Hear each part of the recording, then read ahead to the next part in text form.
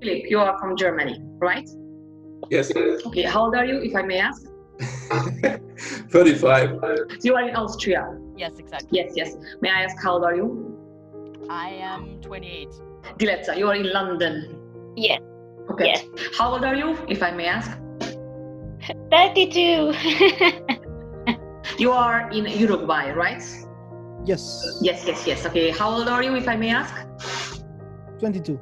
You are in Germany, right? Yes. So I'm based in Richmond, Virginia, in the United States. I'm 38 years old. I'm in Northern Virginia in the Washington, D.C. area. You are from Canada, right? Yeah, Okay, how old are you? I am 28. So Corinne, you are in Switzerland, right? That's correct, yes. Yes. And how old are you, if I may ask? I'm 50.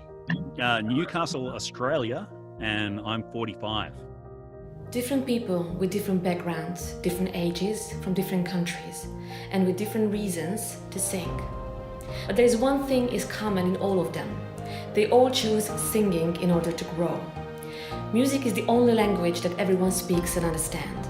Music is inspiration, music heals, and music brings people together.